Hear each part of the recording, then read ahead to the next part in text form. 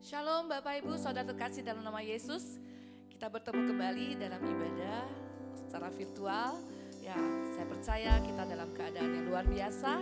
Mari saya jemput Bapak Ibu Saudara untuk kita berdoa bersama. Kita akan mulai ibadah pada hari ini. Haleluya.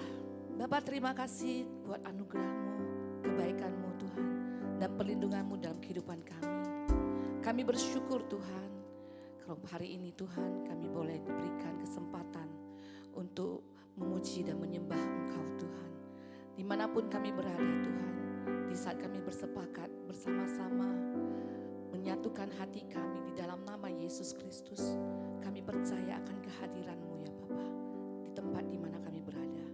Pimpin kami Tuhan dengan Roh Kudus-Mu ya Bapa, dan biarlah pujian penyembahan kami boleh menyenangkan hati-Mu dan membawa kami lebih dekat kepada Engkau.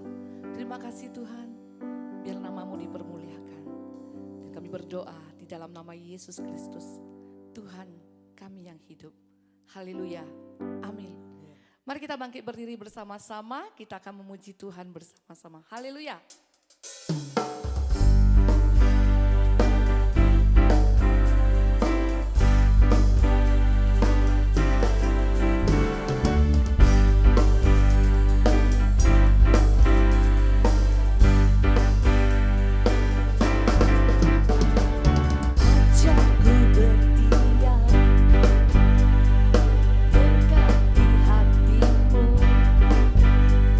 Di saat ku berpaling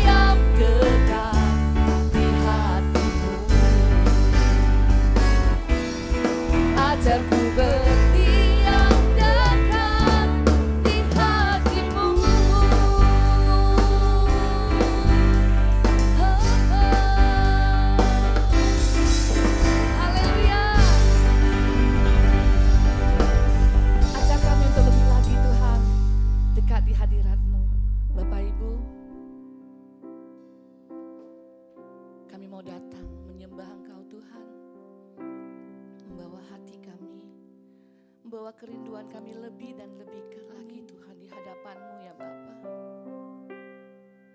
Karena Engkaulah kekuatan kami, Engkaulah perlindungan kami, Engkau satu-satunya pengharapan di dalam hidup kami.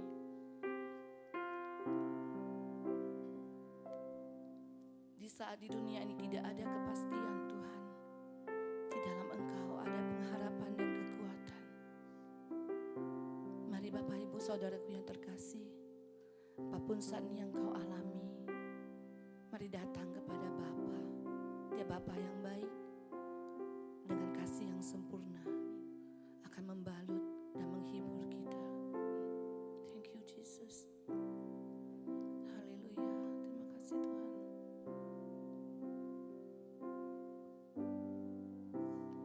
Bapakku datang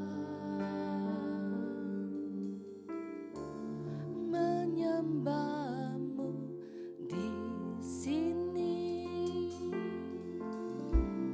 Ku percaya Kau ada bagiku. Bapakku datang menyembah-Mu di sini.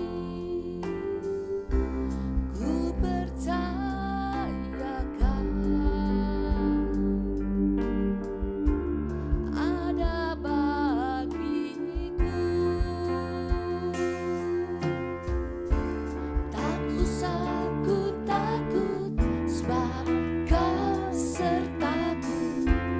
Tak usah ku bimbang, Kau di dalamku. Tak usah ku cemas, Kau penghiburku. Saat ku lemah, Kau kuatku. Ku nyanyi haleluya,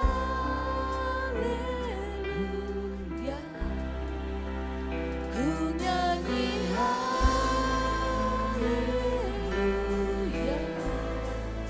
Sungguh Kau hebat, ajaib perkasa, perbuatan-Mu. Ku nyanyi haleluya, ku nyanyi haleluya,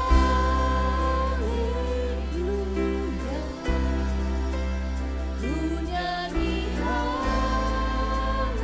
haleluya.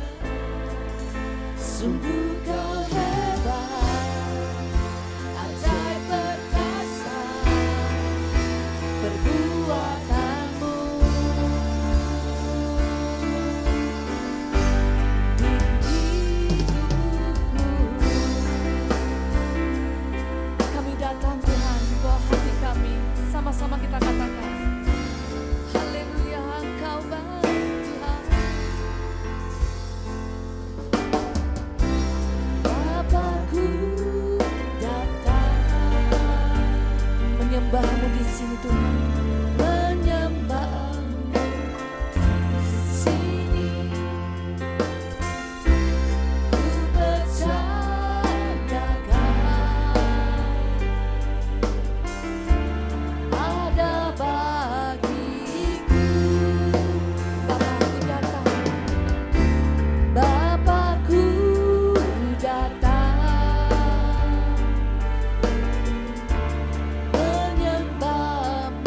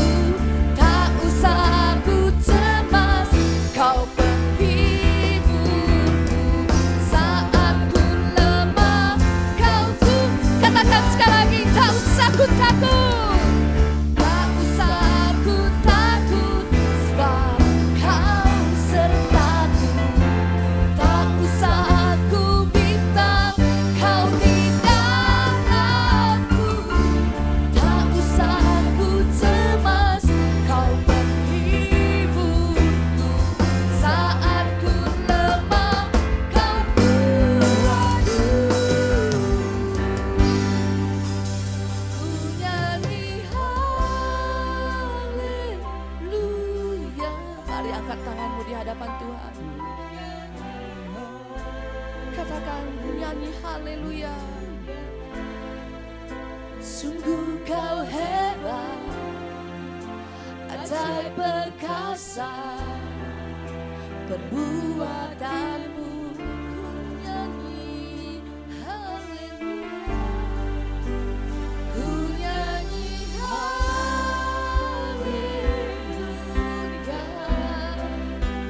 Ku nyanyi haleluya. Sungguh kau hebat, ajaib perkasa, perbuatanmu. Katakan sekali lagi, ku nyanyi haleluya. Ku nyanyi haleluya.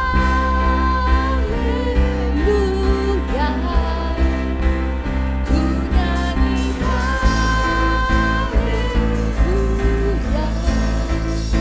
Sungguh kau hebat, ajaib perkasa, perbuatanmu. Ku nyanyi haleluya. Haleluya. Ku nyanyi haleluya. Sungguh kau hebat, ajaib perkasa, perbuatanmu. Di hidupku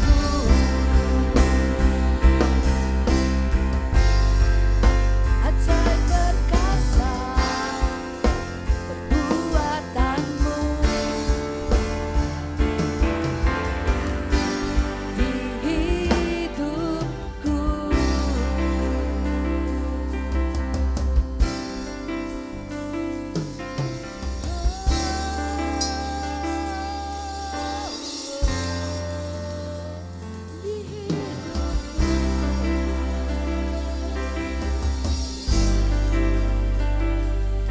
Kami nyanyikan haleluya. Nyanyikan haleluya. Menyembahmu Tuhan.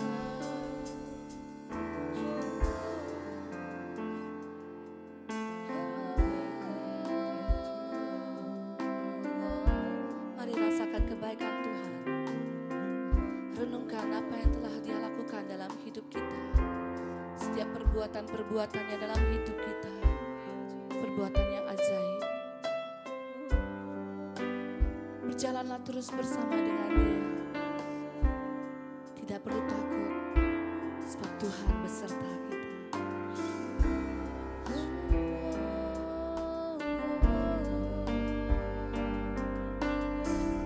Haleluya.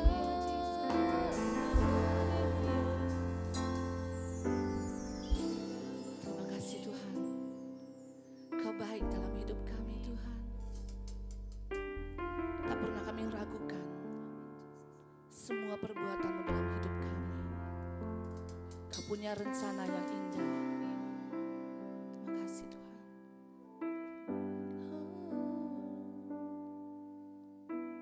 Haleluya.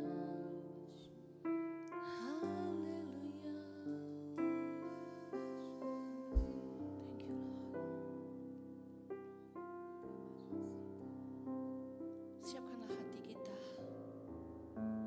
untuk menerima kebenaran-kebenaran yang akan disampaikan oleh hamba-Nya.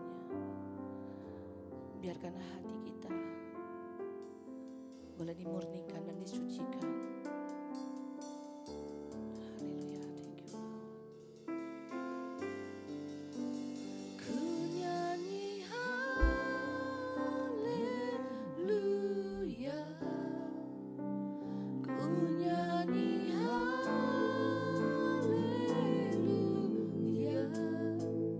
Sungguh kau hebat, ajaib perkasa, perbuatan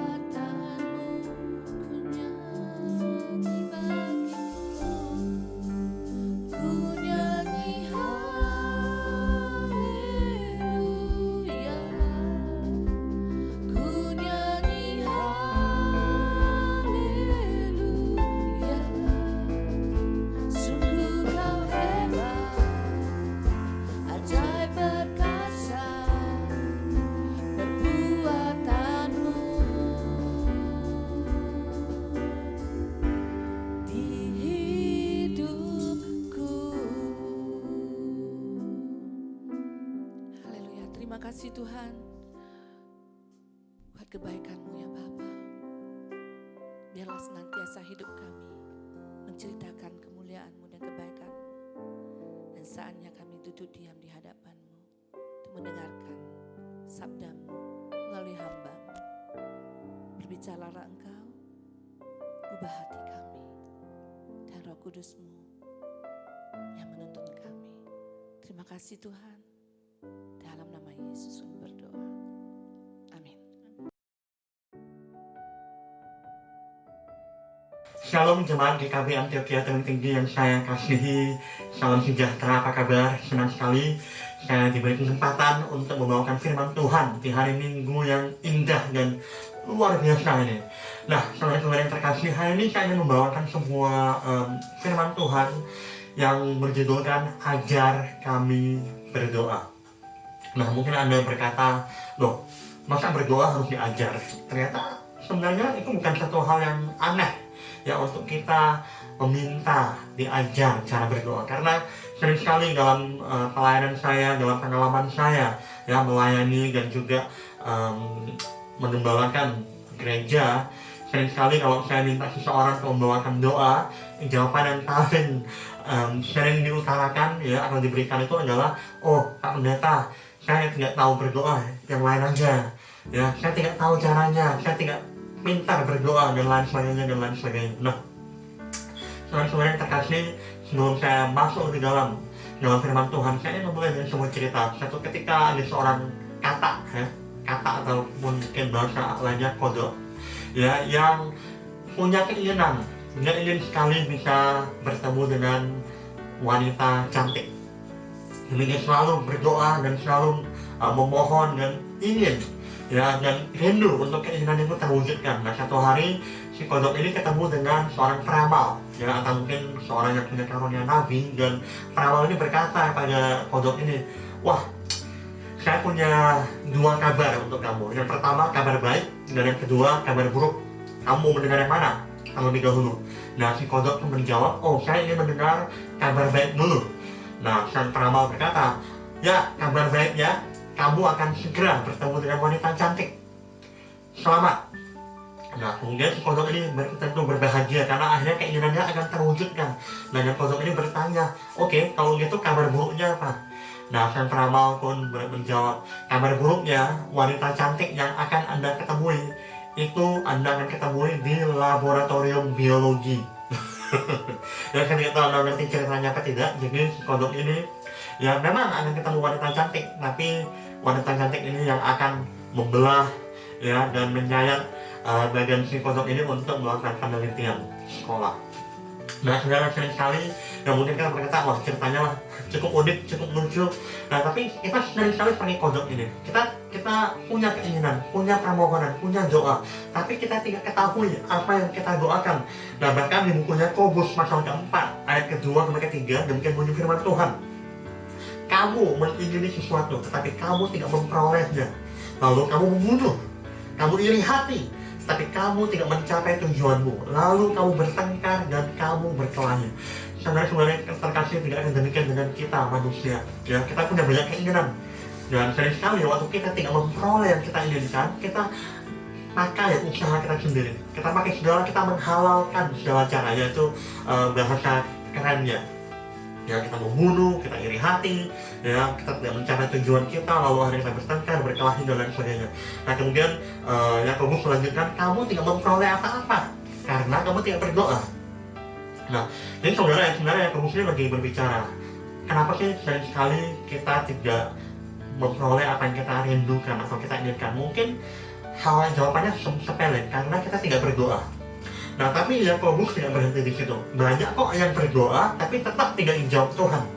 Nah, Anda lihat ayat ketiga ini luar biasa. Atau kamu berdoa, tetapi kamu tidak menerima apa-apa karena kamu salah berdoa.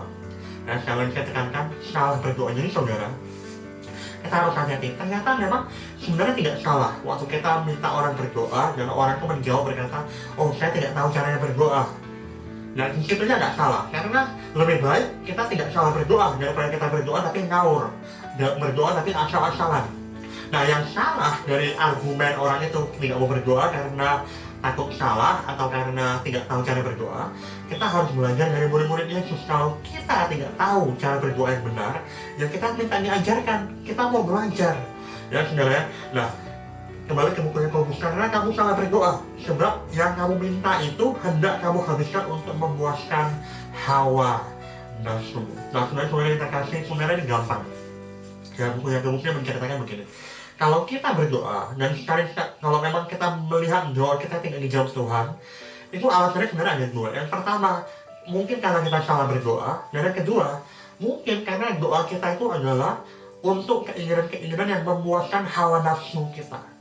Ya, jadi itu adalah dari awal, ya, saya sudah bagikan. Ada dua alasan kenapa doa kita tidak dijawab Tuhan.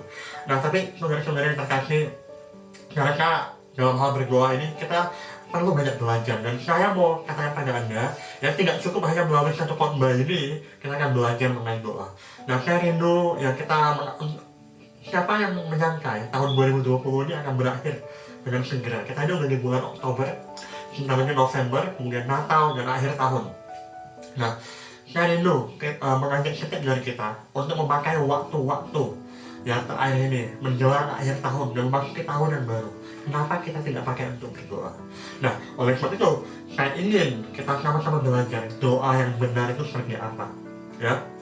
Nah, kalau ini saya akan khotbahkan dari buku Lukas 11 ayat 1-4. Nah, banyak orang waktu membaca buku Lukas ini yang mereka senang itu adalah di bagian bawah yang berikutnya daripada Lukas 11 ini yang berkata, oh Tuhan itu seperti Bapa yang baik. Masa ada Bapa yang baik yang tidak memberikan apa yang diinginkan anaknya, yang memberikan racun ya pada anaknya, minta roti dan lain sebagainya, saudara, memberikan ular. Nah, jadi saudara-saudara kita kasih, itu semuanya luar biasa. Kita percaya Tuhan kita itu baik. Tapi kita kalau baca firman Tuhan, kita harus baca konteksnya, baca keseluruhannya, mulai dari Lukas 11 ayat pertama. Yang jadi ini, demikian bunyi firman Tuhan. Pada suatu kali, Yesus sedang berdoa di salah satu tempat. Ketika ia berhenti berdoa, berkatalah seorang dari murid-muridnya kepadanya, Tuhan, ajarlah kami berdoa, sama seperti yang diajarkan Yohanes pada murid-muridnya. Nah, saudara-saudara kita kasih, kita bisa belajar. Ternyata murid-murid Yesus ini tidak tahu cara berdoa. Yang mereka tidak tahu cara berdoa, mereka takut berdoa dengan cara yang salah, dan mereka minta Tuhan Yesus ajar mereka cara berdoa. Nah, ayat kedua, jawab Yesus pada mereka, apabila kamu berdoa, katakanlah, Bapa, ya, di buku Matius katakan, Bapa kami yang di surga, dikuduskanlah namamu, atau dimuliakanlah namamu, datanglah kerajaanmu, berikanlah kami setiap hari makanan kami yang secukupnya, dan ampunilah kami akan dosa kami, sebab kami pun mengampuni setiap orang yang bersalah pada kami, dan janganlah membawa kami dalam pencobaan. Nah, saudara-saudara yang terkasih, karena waktu yang terbatas, saya hari ini akan hanya menekankan di bagian ya, Bapa, dikuduskanlah namamu. Dua kalimat itu, Bapa kami yang di surga, dikuduskanlah namamu. Nah, apa yang bisa kita pelajari dari doa Bapa kami ini? Yang pertama, saudara, kita harus tahu bahwa ya, doa Bapa kami ini bukan doa yang dimaksudkan untuk kita ulang berkali-kali seperti mantra. Tidak, saudara. Jadi doa Bapa kami ini sebenarnya banyak teolog, banyak ahli Alkitabiah, ya, Alkitab percaya bahwa doa Bapa kami ini sebenarnya pattern, memberikan model, memberikan struktur doa yang benar itu harus seperti apa. Nah, dari awal yang pertama kita kan doa yang benar itu harus punya siapa yang ditujukan. Doa itu ditujukan pada siapa. Maksudnya begini, kalau Anda lagi nulis surat, tentu harus ada nama dan alamat yang dituju. Atau Anda lagi mau menelepon, Anda harus punya nomor telepon yang ingin Anda tuju. Anda harus tahu siapa yang akan Anda hubungi. Atau Anda mengirim SMS, mengirim WhatsApp, Anda add friend di Facebook dan lain sebagainya, ya tentu harus tahu yang dituju itu siapa. Jadi itu adalah syarat doa yang pertama. Yang pertama itu kita harus tahu doa kita itu ditujukan pada siapa. Dan Yesus memberikan sebuah pewahyuan yang luar biasa. Banyak agama-agama di dunia ini mengajarkan kalau kita berdoa, kalau kita memuji, kalau kita menyembah, itu adalah pada Tuhan yang Maha Kuasa, pada mungkin pada Dewa, Dewi, yang pada Allah yang menciptakan langit bumi. Semuanya luar biasa, saudara. Tapi Yesus mengajarkan sesuatu yang berbeda dari lain dengan lain. Dia mulai doanya dengan berkata, Bapa kami yang di surga. Nah, saudara, ya, apa maksudnya Bapa kami yang di surga ini? Jadi kita akan lihat beberapa poin yang kita bisa pelajari. kenapa Tuhan Yesus mengajarkan doa dimulai dengan Bapa kami? Apa signifikannya? Apa yang luar biasa dari kalau kita berdoa pada Bapa, bukan pada Tuhan, bukan pada Yahweh, tapi kenapa kita memanggil dia Abba, Bapa? Nah, tentu kita tahu ya, sebenarnya ada satu poin yang kita semua pasti sudah dapat bisa tebak ya, kenapa dipanggil Bapa. Dan tapi sebelum kita masuk ke sana, saya akan mulai dari hal yang dasar. Ya, kenapa Bapa kami? Yang pertama karena kita harus menyadari doa itu berpusat pada Tuhan, bukan pada kita. Nah, saudara-saudara yang terkasih, ini nanti akan kita bicarakan lagi di lebih lanjut ya, di poin waktu kita berbicara mengenai dikuduskanlah namamu. Tapi untuk saat ini saya mau kita mulai dari sebuah dasar ya, sebuah permulaan yang benar ya, bahwa doa itu harus berpusat pada Tuhan, bukan pada kita. Nah, makanya kalau di versi doa Bapa kami di buku Matius ya, yaitu sebelum Yesus mengajarkan doa Bapa kami, Yesus berkata, apabila kamu berdoa jangan seperti orang Farisi, jangan seperti orang yang hipokrit ya, yang munafik, yang berdoa di tengah jalan ya, berdoa mengangkat tangan dan dengan kata-kata yang berulang-ulang kali lipat ya, yang hanya ingin dilihat orang ya. Nah, saudara yang terkasih, kalau kita perhatikan, apakah salah kalau kita berdoa di depan umum? Buktinya kalau kita lagi makan di restoran, apakah kita tidak boleh berdoa di rumah makan? Nah, kita harus ngerti. Jadi maksudnya itu bukan tidak boleh berdoa di tempat umum, tapi maksudnya itu adalah kita harus menyadari doa itu bukan mengenai kita ya, bukan supaya orang melihat kita, tapi doa itu adalah mengenai Tuhan ya. Itu yang pertama. Yang kedua, saudara, doa itu bersifat pribadi ya, makanya kan Paulus berkata ya, oleh karena itu masuklah dalam kamar, kuncilah pintu dan berdoalah. Nah kan, jadi saudara-saudara yang terkasih, kembali lagi, jadi pribadi ini bukan berbicara mengenai rahasia atau berbicara mengenai sesuatu yang tidak boleh dilihat orang ya, karena Yesus juga berkata kita ini adalah terang dan garam dunia, dan terang itu harus ditempatkan di tempat yang kelihatan orang ya. Jadi bukan berbicara mengenai kalau doa itu berarti harus rahasia, harus tidak boleh dilihat orang. Tentu ada waktunya kita doa pasti akan dilihat orang, tapi ini lebih berbicara mengenai pemahaman kita bahwa doa itu sifatnya pribadi ya. Kita menaikkan doa-doa kita itu yaitu antara kita dengan Tuhan. Nah, kemudian apa lagi, saudara? Nah, ini yang mungkin kita semua tahu, tapi saya lupa ya, bahwa doa itu adalah sebuah hubungan yang dekat, hubungan yang intim. Makanya Yesus mengajarkan waktu kamu berdoa, panggil dia Bapa kami yang di surga. Bapa, Abba, Bapa. Nah, saya pernah khotbahkan bahwa ya, yang menarik adalah Perjanjian Baru itu ditulis dalam bahasa yang most of them ditulis dalam bahasa Yunani, Greek word. Nah, kata Greek bahasa Yunani untuk Bapa itu adalah pater. Ya, hari ini kita dari pater itu kita bisa panggil padre ya, atau bahasa Spanish, Spanyol ya, atau father bahasa Inggris ya, atau pater bahasa Roma ya. Nah, tapi yang menarik, waktu Yesus mengajarkan doa Bapa kami ya, dan dia menggunakan bahasa Aramaik.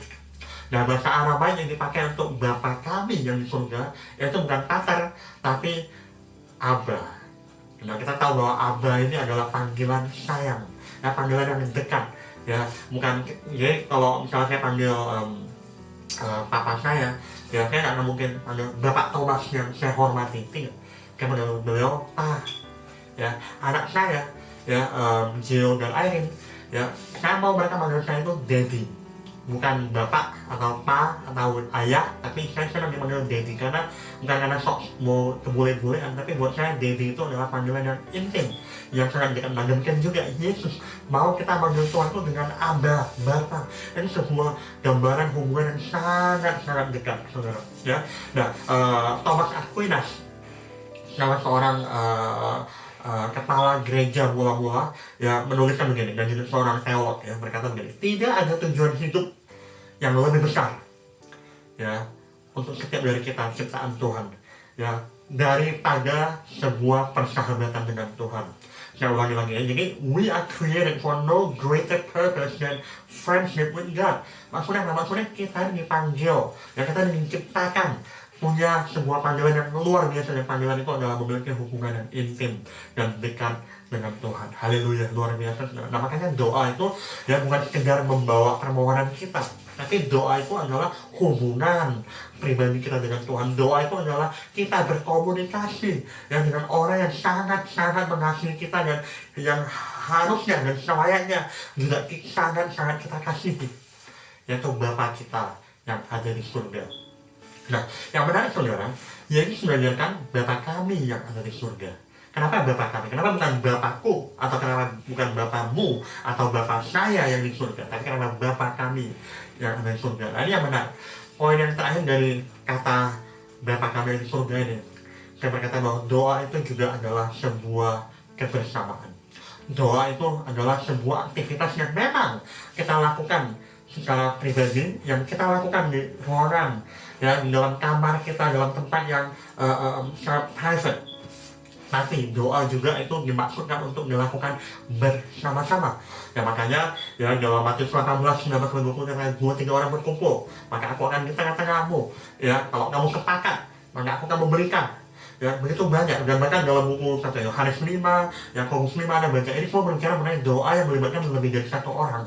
Jadi saudara-saudara terkasih, banyak berkata, aku kan doa di rumah, yang sendiri bilang doa di kamar. Buat apa saya ikut kebaktian doa?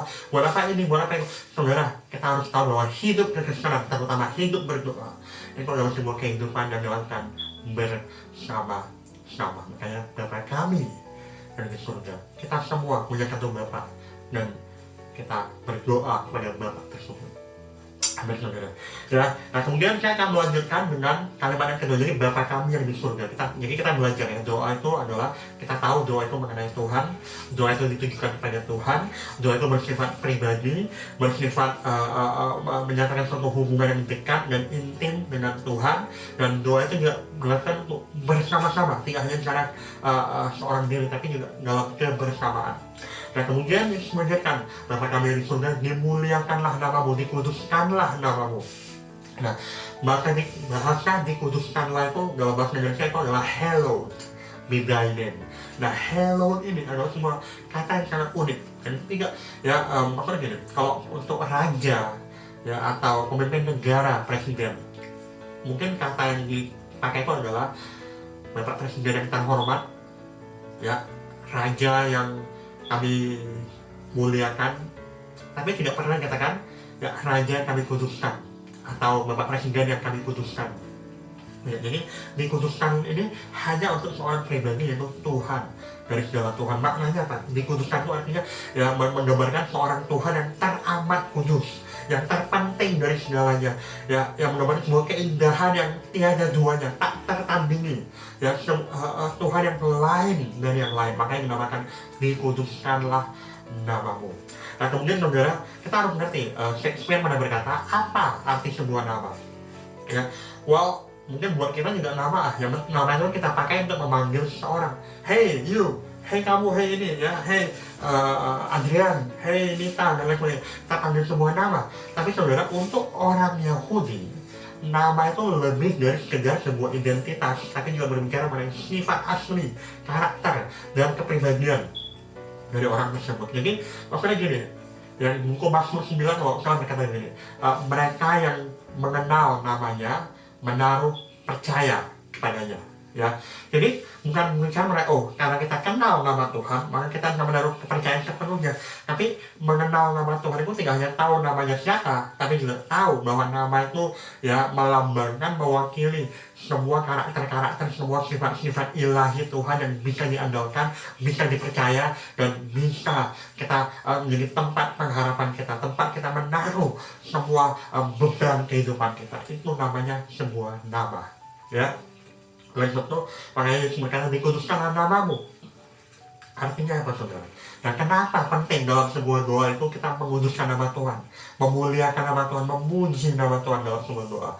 Jadi hari ini kita masuk ke komponen yang kedua. Jadi pertama ya, doa yang benar itu adalah doa yang ditujukan kepada pribadi yang tepat, ya, pribadi yang hangat, pribadi yang mengasihi kita, pribadi yang peduli akan Anda dan saya, pribadi yang ingin kita punya hubungan terdekat. Hubungan yang dekat itu adalah keinginan, kerinduan Tuhan melebihi segala-galanya, dan hendaknya itu juga menjadi kerinduan kita. Dan kedua, doa yang benar itu adalah doa yang dimulai dengan puji-pujian, memuliakan nama Tuhan. Kenapa penting buat kita memuji, memuliakan Tuhan sebelum kita dalam doa kita? Karena dengan kita memuji, memuliakan Tuhan, menguduskan nama Tuhan, kita menempatkan segala sesuatu di tempat yang benar dan seharusnya. Maksudnya apa? Sering sekali orang Kristen tuh kalau datang dalam doa itu lupa diri. Ya mungkin karena cuma tahu kan, dia kan Tuhan yang mengasihi saya, ini kan Bapa, dia pasti ngerti dong, dan dia pasti mau memberikan saya apapun yang saya inginkan. Kita jangan salah kata, memang dia Bapa kita yang baik, tapi dia juga Tuhan. Dan jangan salah, banyak orang pikir, oh karena dia Bapa, ya karena dia Maha Pengampun, Maha Pengasih, Maha Penyayang, Maha semuanya, ya, dan kita akhirnya menganggap sepele kebaikan Tuhan dan melupakan dia juga Tuhan yang besar, dia juga Tuhan yang kudus, Tuhan yang mulia, Tuhan yang harus kita hormati. Dan jadi dengan kita, makanya kalau Anda lihat satu Tawarik nanti ya, satu Tawarik 29 ayat 10-17 itu adalah doa Daud ya sebelum ia meninggal, ya dia berdoa untuk seluruh orang Israel, berdoa untuk anaknya Salomo, berdoa untuk pembangunan Bait Allah. Dan Anda lihat doanya itu dimulai dengan memuji, memuliakan Tuhan. Nah, dan Anda perhatikan ini menarik, karena saya nggak punya waktu ya, tapi Anda baca begitu Daud memuji, memuliakan Tuhan. Setelah dia memuji, memuliakan Tuhan, dia menyadari, ya jadi dengan pujian dia menempatkan Tuhan di tempat yang terutama. Dan kemudian dia menyadari, oh dia itu hanya manusia biasa, bangsa Israel itu ya hanya manusia biasa, semakin debu, tidak ada artinya. Tapi terlepas dari ketidakhebatan kita, signifikannya kita, Tuhan yang begitu besar masih mau mengasihi. Jadi itu membuat Daud jadi menyadari, doanya jadi berbeda. Nah, sama Anda dan saya, kalau kita berdoa itu kita tahu posisi kita siapa, kita tahu posisi Tuhan apa, kita tahu posisi masalah kita, kerinduan, keinginan kita apa, maka kita akan punya sikap hati doa yang benar. Ya, nah saya tuliskan sini, pujian itu mengambil posisi terutama sebelum permohonan. Dan Anda kalau lihat doa Bapa kami, ya, Bapa kami di surga, dimuliakan namamu, datanglah kerajaanmu, jadilah kehendakmu di bumi surga. Kemudian baru masuk banyak permohonan, berilah kami hari ini makanan secukupnya, roti secukupnya, rezeki secukupnya. Yaitu doa Bapa kami. Dan dimulai dengan pujian, pengagungan buat Tuhan, baru diikuti dengan permohonan. Ini artinya apa saudara? Artinya sebagai orang Kristen kita harus tahu kemuliaannya Tuhan itu di atas segala keinginan kita. Nah kalau ini jadi gini saudara, kalau kita berdoa dengan sebuah pemahaman ini, pertama kita nggak akan ngawur doanya. Kedua, kita nggak akan nuntut Tuhan, karena kita tahu kita boleh mau, kita boleh menaikkan permohonan kita, tapi kalau permohonan kita tidak sejalan dengan kemuliaan Tuhan yang akan dijalankan, keinginan kita itu adalah secondary. Ada amin saudara. Dan yang ketiga saudara, kita ingin mengerti bahwa hidup kita itu adalah untuk kemuliaan Tuhan, bukan untuk kemuliaan kita, bukan untuk kehebatan kita, untuk kebanggaan kita, tapi untuk Tuhan dimuliakan atas muka bumi ini. Nah saudara, saya akan akhiri dengan ini. Martin Luther pernah berkata, bagaimana nama Tuhan dikuduskan di antara kita, bisa hidup kita dan doktrin kita benar-benar Kristen. Maksudnya apa sih? Maksudnya gini saudara, kehidupan doa kita itu harus mencerminkan kehidupan sehari-hari kita. Cara kita menjalani hidup kita itu adalah berdasar, bertumpu kepada Tuhan. Dan doktrin itu berbicara mengenai apa? Berbicara mengenai dogma, berbicara mengenai pemahaman kita mengenai Tuhan. Dan banyak sekali pengajaran-pengajaran dan sesat, pengajaran-pengajaran yang tinggal kita biar. Dan kita harus hati-hati. Dan kalau kita berdoa dengan pemahaman yang salah dengan Tuhan, maka doa itu adalah doa yang salah. Contoh paling gampang gini, ada pengajaran yang mengajarkan begini. Dan kalau kamu melihat sebuah mobil yang kamu sukai, kamu cukup tumpang tangan, ya imani di dalam nama Yesus, mobil itu menjadi punya kamu. Nah, saudara-saudara terkasih, di Alkitab nggak pernah diajarkan kalau kamu tumpang tangan itu akan jadi milik kamu. Itu nggak Alkitabiah. Itu bukanlah doktrin kekristenan yang sebenarnya. Makanya kita harus baca firman Tuhan, kita harus dengarkan pengajaran-pengajaran yang benar, supaya kita juga berdoa dengan benar. Jadi doa yang benar itu adalah doa yang berdasarkan doktrin, berdasarkan pemahaman yang benar mengenai siapa Tuhan dalam hidup Anda dan saya. Amin saudara. Saya akan akhiri dengan kalimat ini saudara. Doa yang kita naikkan, ya, jadi hari ini kita belajar bahwa doa yang kita naikkan itu berbicara mengenai sebuah hubungan yang dekat dan intim dengan seorang pribadi yang hangat, yang Bapa yang baik, hangat dan intim. dengan beliau. Ya, penuh kasih dan sayang.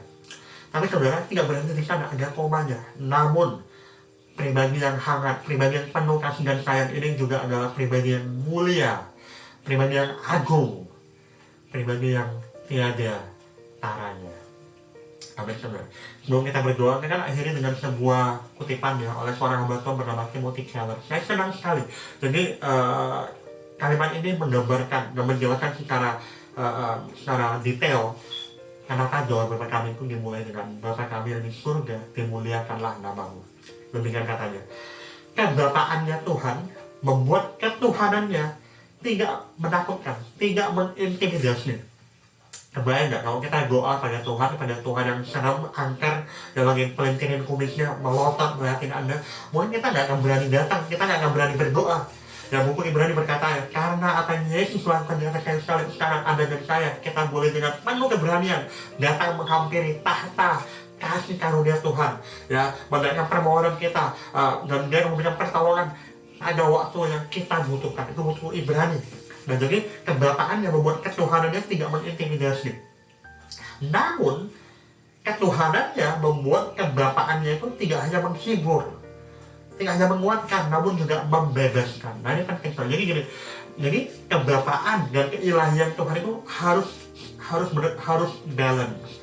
Dia Bapa yang baik, namanya juga Tuhan yang mulia, Tuhan yang kudus, Tuhan yang perkasa. Nah, banyak orang Kristen yang menyanyikan kasih anugerah Tuhan karena yang mereka lihat itu cuma Bapa yang baik.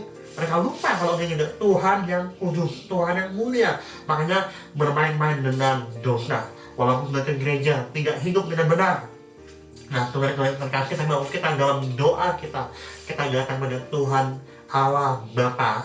Ya, jadi kita bisa datang dengan penuh rasa percaya diri, dengan penuh keberanian, tapi kita juga dibebaskan. Kenapa kita dibebaskan, saudara? Dengan kita melihat dia, maksudnya begini, kalau kita cuma datang minta tolong sama orang yang baik, memang itu kita jadi berani datang minta tolong, karena orangnya baik.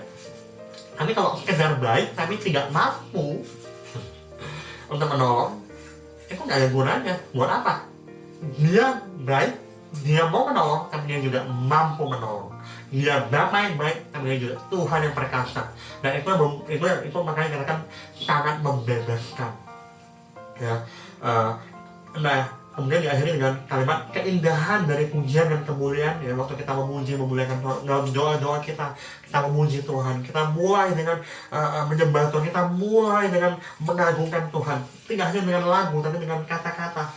Ya, itu mengarahkan hati kita untuk menempatkan Allah Bapa di tempat yang pertama. Oh, kehendak-Mu Tuhan, bukan kehendak-Ku. Ya, rencana-Mu, bukan rencana-Ku. Kemuliaan-Mu Tuhan, bukan kemuliaan-Ku. Keinginan-Mu, bukan keinginan-Ku.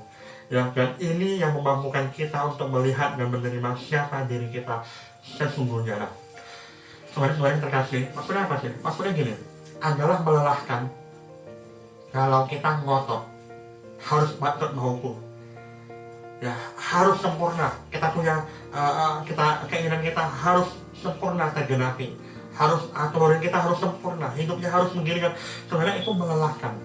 Tapi kalau kita datang pada Tuhan, kita datang pada Tuhan yang sempurna, kita menyadari, oh, mungkin saya tidak bisa memiliki semua yang saya miliki, semua yang saya inginkan saya tidak bisa miliki, semua yang saya rindukan tidak bisa saya miliki, tapi saya percaya dia Tuhan yang mengerti setiap kebutuhanku, dan aku bisa datang pada dia dengan apa adanya karena dia Bapa yang baik. Tidak hanya Bapa yang baik, dia juga adalah Bapa yang kekal.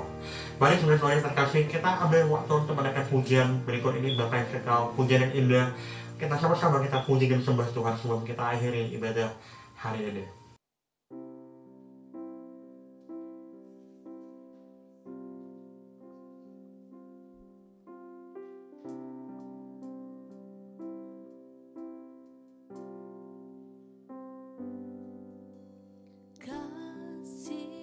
Yang sempurna telah ku terima darimu, bukan karena kebaikanku, hanya oleh kasih karuniamu.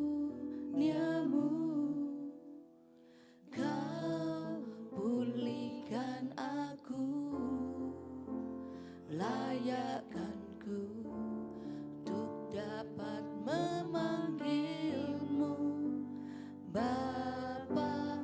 Kau beri yang ku pinta saat ku mencari, ku mendapatkan, ku ketuk pintumu dan kau bukakan, sebab kau Bapakku, Bapa yang kekal. Takkan kau biarkan aku melangkah hanya sendirian. Kau selalu ada bagiku, sebab kau Bapakku, Bapa yang kekal.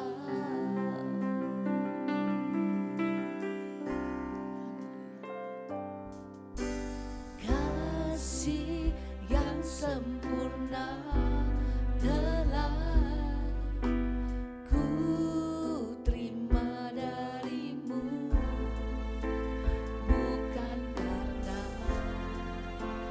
kebaikanku, hanya oleh kasih karuniamu kau pulihkan aku, layakkanku untuk dapat memanggilmu Bapa. Kau beri yang ku pinta saat ku mencari, ku mendapatkan, ku ketuk pintumu dan kau bukakan, sebab kau Bapakku, Bapa yang kekal.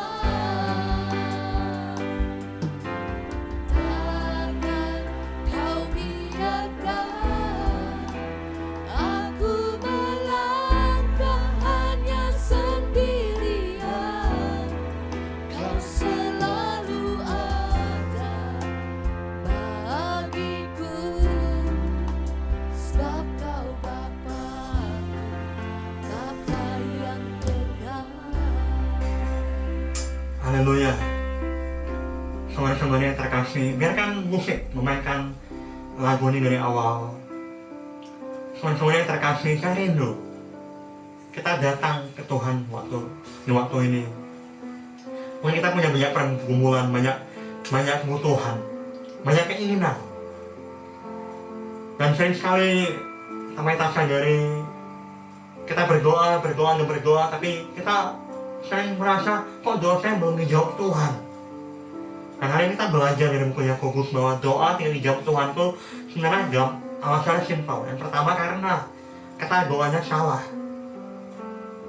Yang kedua, karena kita doa hanya meminta hal-hal yang memuaskan keinginan hawa nafsu kita. Makanya doa kita tidak dijawab Tuhan. Dan hari ini kita belajar dari doa Bapa kami yang diajarkan oleh Yesus pada murid-muridnya.